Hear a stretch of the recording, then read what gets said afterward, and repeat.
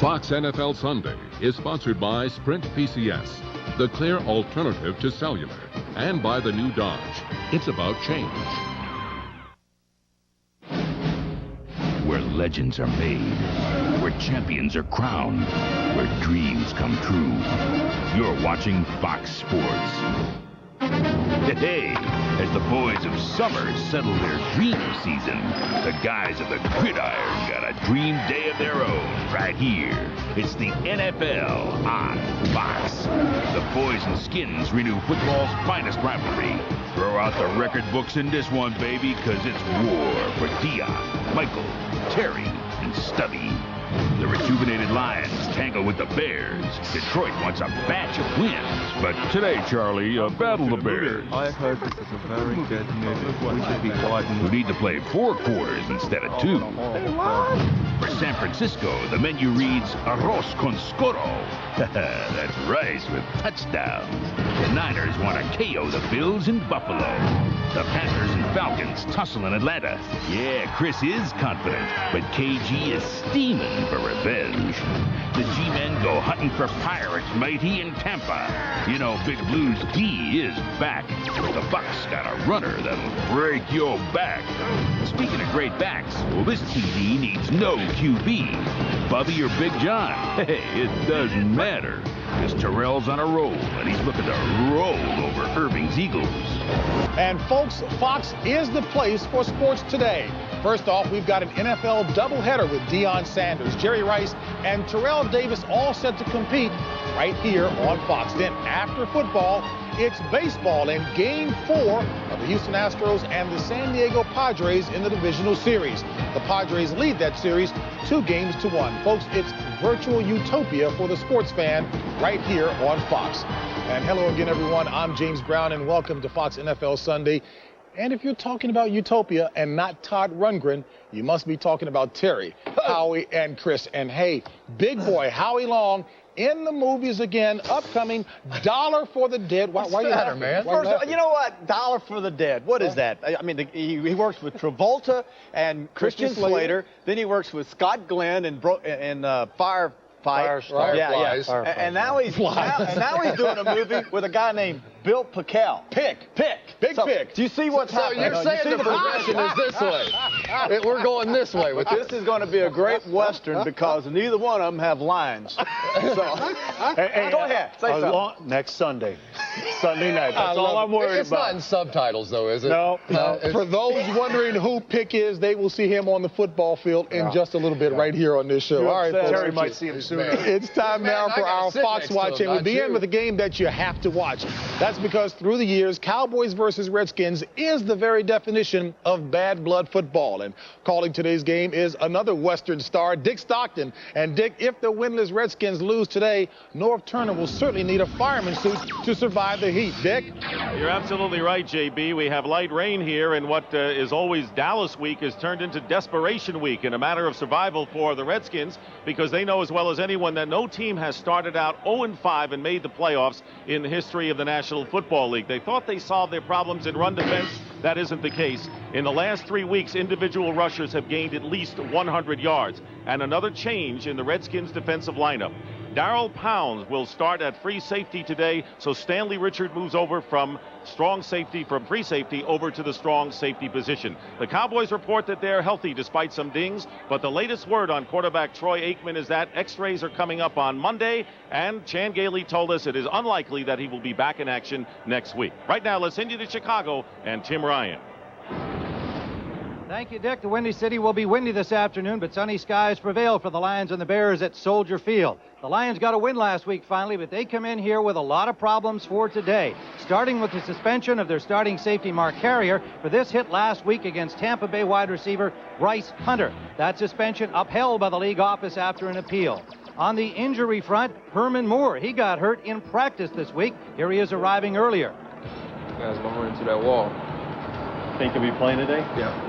Oh, you will? Oh, yeah. So Herman on the limp, and defensively, Kerwin Waldrop. He missed practice Friday because of a knee injury, will not be suited up. Terry Fair also gone with a hyperextended knee, a valuable contributor. On offense, Barry Sanders, yes, he's healthy. He'll be running hard. but his blockers are playing hurt. Pine and Compton up front, and the fullback Corey Schlesinger. Now for the Chicago Bears, Curtis Conway will miss this game because of a groin injury he aggravated in last week's loss to Minnesota. So that's the story here in Chicago. Let's take it now to Buffalo and Kenny Albert. Thanks very much, Tim. The 2-1 Falcons host the 0-3 Panthers here at the Georgia Dome. Carolina looking to avenge a Week 1 19-14 loss at the hands of the Falcons in Charlotte. Now, Carolina quarterback Kerry Collins learning a new system this year, the West Coast offense, which normally lends itself to a higher completion percentage. But this season, over the first 4 weeks, only Chargers rookie Ryan Leaf has a lower completion percentage than Collins. Defensively, Panthers right cornerback Doug Evans dislocated his thumb last week, will be in uniform, but Rod Smith will start. Evans, the 6th different Panther knocked out of the starting lineup so far this season. JB, back to you in Los Angeles. All right, Kenny, thank you very much. And later in the second half of our doubleheader, most of you will see the winless Eagles tackle the 4-0 Broncos. Game time decision on the return of John Elway, but Denver looking to extend its home winning streak to 19 games. Now, the rest of you will see the G-Men invade the pirate ship and the struggling Buccaneers. Coverage begins at 4 Eastern, 1 o'clock Pacific, right here on Fox. As we talk about the Buccaneers, Terry, the team that you picked to be in the Super Bowl Wake me up. is only 1-3. Defense, second in the NFC. Its pass defense is first in the conference, but why are they not getting it done on offense? JB, hey, you ladies out there, you remember when you were dating your potential husband and the guy would open the door for you, take out to nice restaurants? I mean, remember how sweet and kind and everything was perfect? Then you marry this clown. And then the first thing that happens, he takes his toupee off, and you're shocked. He takes his teeth out, puts them in a glass of water next to the bed. He doesn't shave. He doesn't brush. He doesn't do anything. The guy's he belches, picks his nose. You remember? And then all of a sudden, you say to yourself, this isn't exactly what I expected. Now, I know that's a lousy analogy, but you get my idea when I'm talking about Tampa. It is a lousy analogy. I don't have any idea. What are you talking about? This isn't what I expected. They're 1-3. They got a bad offense. They can't run the football. They got a good defense. They're struggling. They only won one game, and when they did, they ran the football. It's not what I expected. I expected Tampa Bay to be there, and right now they're very, very, very disappointing, like the husband. Mr. Bradshaw, would you like to tell me about your childhood, maybe? You know what? If I talk to another I've heard about it. You don't want to hear it. Trust me. Oh, man. And the scary thing for this Buccaneers offense, they really have only played one decent half of football this entire year, and that was the second half against the Chicago Bears. They can't keep relying on the defense to score points and to set up this offense, because right now this offense just simply can't get it done. I thought they looked scared against the Lions on Monday night. Yeah, and the big thing today is you're talking about two offenses that really need their defenses to play outstanding. The frustrating thing for a Tampa Bay defense is you continually play good defense and put your offense in position to make plays, and they don't make plays. They don't convert. They don't have the wide receiver threat, or they haven't had it due to injury up to this point. The onus has been on Trent Dilfer, and that's by design. Defenses are loading up the front. You wonder why these guys can't run the ball with the outstanding backfield. Offensive line is good. They're not great. But if you've got 8 hats and 7 blockers, you can't get them all blocked. That's why they haven't been able to run the ball. They get Jaquez Green back, Bertie Manuel, the other receiver. He's not back. You got to have weapons. I understand that. Mark Carrier, you heard about it in the Fox Watch. Suspended, game pay, he loses $27,000. You agree with that? Well, Chris does.